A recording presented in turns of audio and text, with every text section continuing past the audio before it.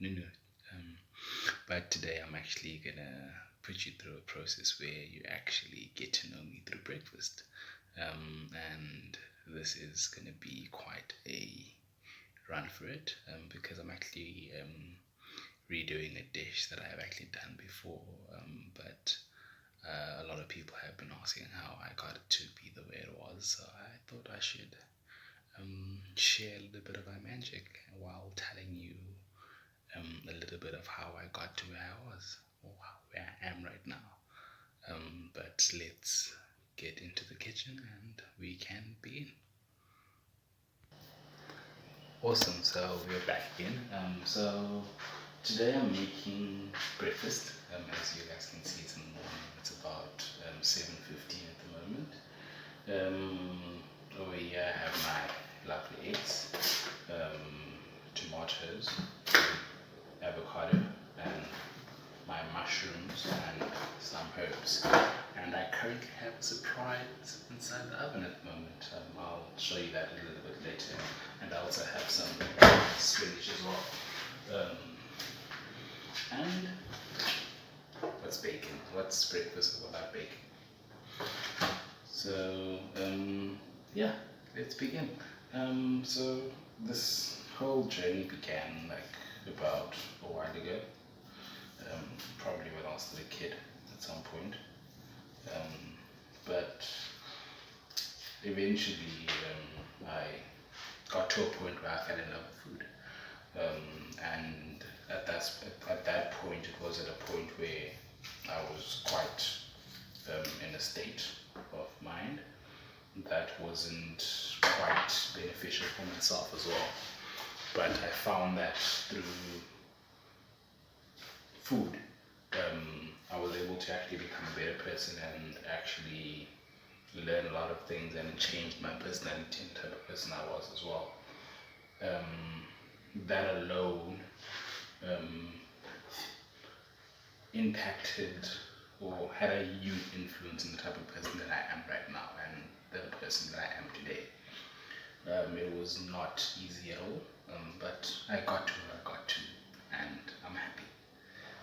But to say the least, this all began when I was still a young kid, so obviously lurking around the kitchen and always hanging around my mother while she was busy cooking made me fall in love with food, and the idea of how much you put in to actually gain out the product that you have at the moment.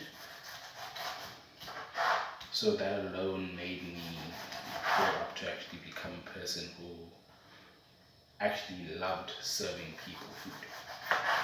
But besides it being that alone, I also loved being able to actually be in my own zone, if I might say, because I kind of went through a lot.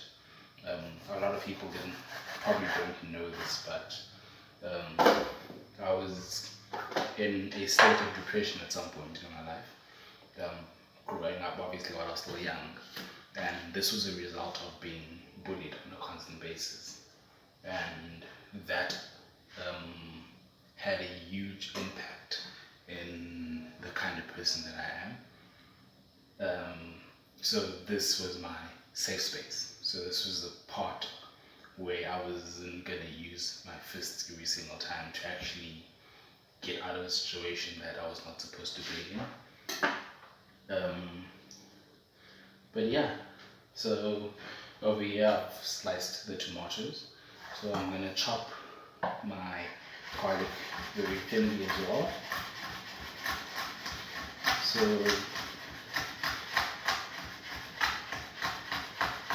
not sure how much I'm going to need for it, but let's just do this first. Salt.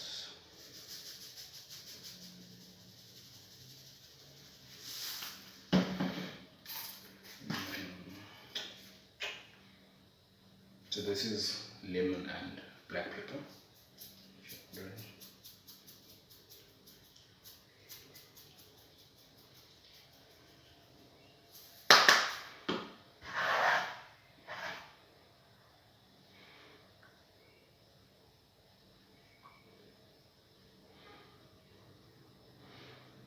So yeah, but then eventually, I actually growing up, so I failed 3 times, um, which was 3, 6, and 9, ironically.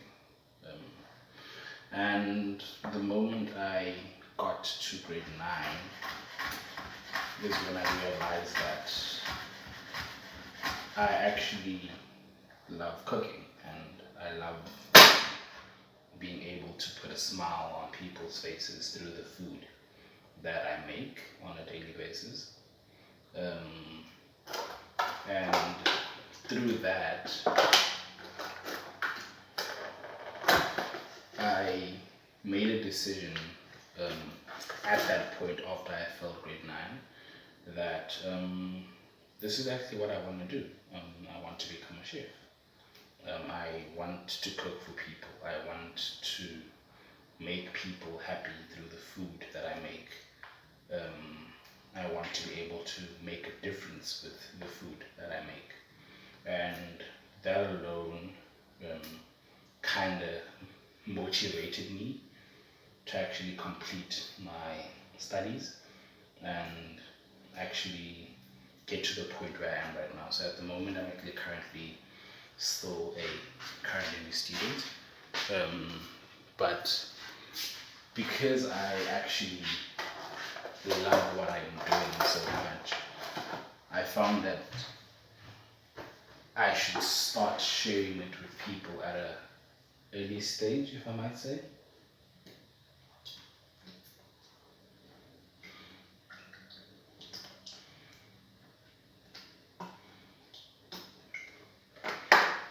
And it was beneficial to the point that I'm at right now. Oh, you should see what's happening there. It's so good. But yeah, so now you have Chef Pablo Nuno in the flesh, if I might say. At least I hope so. Um, but so there's a lot of finicky things about becoming a chef. A lot of people have this whole perception about what a chef is and what they do and the type of people that they are. But obviously seeing it from the perspective of the other side of what it is and not being there physically and experiencing everything that everyone else experiences. So a lot of people tend to say, no, I want to become a chef, I want to become a chef. And then get into industry and then it's a whole different ballgame because it's not all nicey. You're not being treated like your mother would, telling you nicely what to do. So um, they literally drill, they literally in some sort of way drill it into what you need to do because it's not a industry where you can play with time because at the same moment you're dealing with people who actually are paying to eat there. Besides that, it's not just that. Like one of my lecturers mentioned that the menu is actually in some sort of way the chef's baby, if you get what I mean. So it's actually that important. So you messing up the slightest or the smallest of things is like committing a crime to him. So that's why you get that energy how can I mention and all those emotions that are behind becoming a chef. So obviously I knew those kind of things, that I would experience all those things. So the first thing I did, ironically, and I'm sure a lot of people will ask me why. So when I found out in grade 9 that I wanted to become a chef, I went and I became a waiter. So I became a waiter at Spur for the better of like I think 4 years. So, but different spurs obviously. And the reason why I did that was to experience the different personalities of people, and obviously me being the person that I am, being depressed and being in the state of mind that I was in at that point. For me, it was to actually learn people skills or learn to be able to communicate with people a lot easier, and that was my way out. And eventually, that became quite beneficial for me because it got me to the point where I am at the moment.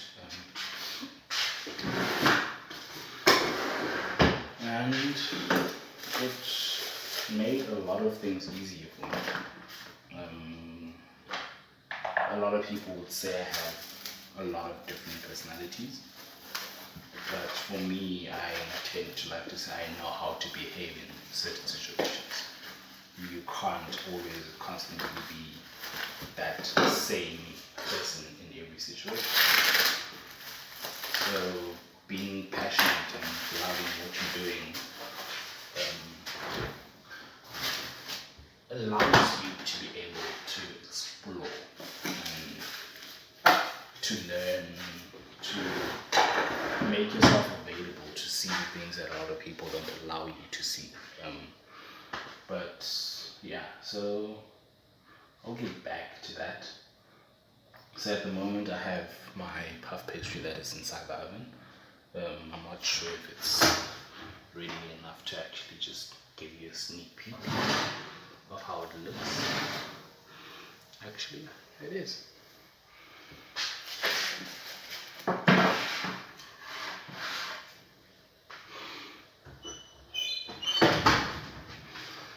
So over here you can see these are my lovely puff pastries. So this is going to be the casing for my eggs. So now at the moment I'm going to add my tomatoes into the oven, and I'm going to let that cook down until I'm done with everything else. And when I'm ready with the puff pastry, I'm going to add the eggs inside and do everything else in there. But yeah. What? Okay, so at the moment I've taken the puff pastry and I've taken the tops out. So this is the area where the eggs are going to go into. So roundabout now, I'm about to start.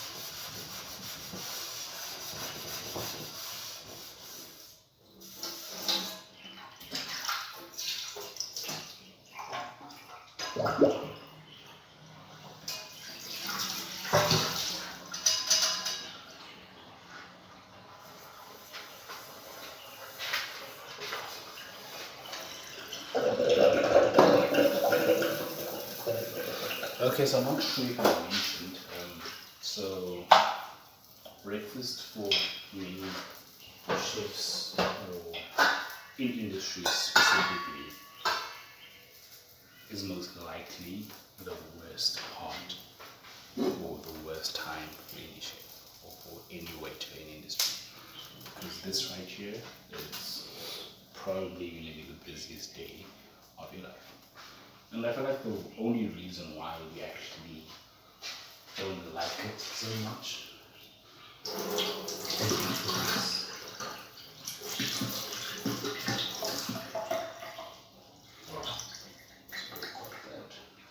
is because of all the finicky stuff or the components that go into actually getting this product out, or the breakfast out in a specific sense.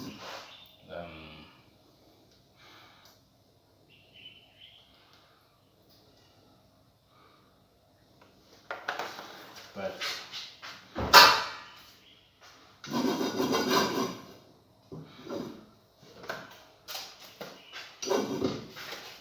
so I'm going to add my mushrooms now.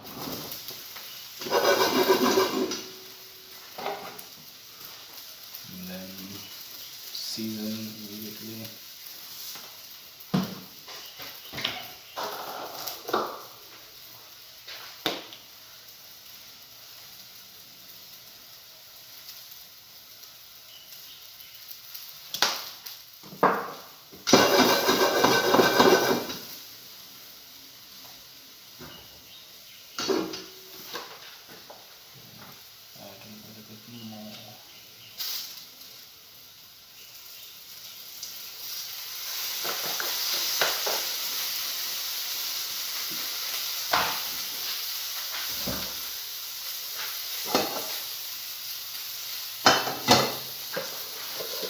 So here I'm adding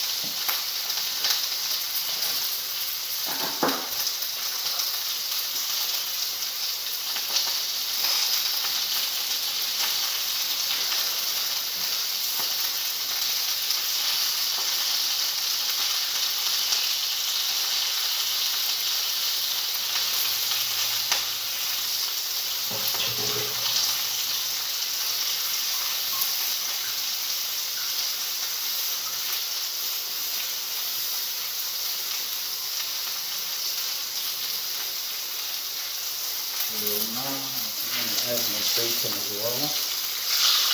And let that cook.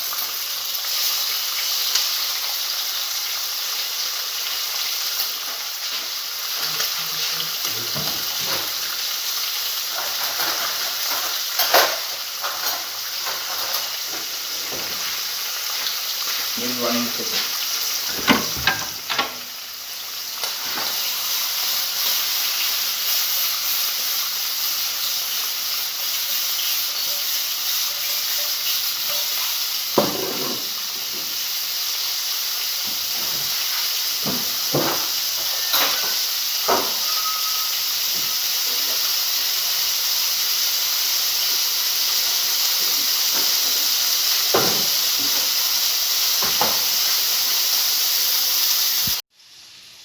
So now this is the process where the eggs are in the casings, and then I'm going to bake this until the puff pastry or the eggs have been cooked.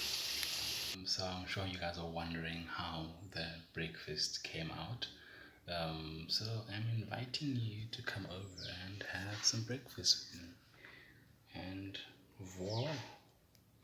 So as you can see, the eggs have been cooked. We have our rubber, the mushrooms and spinach, bacon, and tomato, exactly the same over here. And don't forget to season. But yeah, there's still a lot more that we are going to be doing and that you're going to get to know about me. But that is about it for today.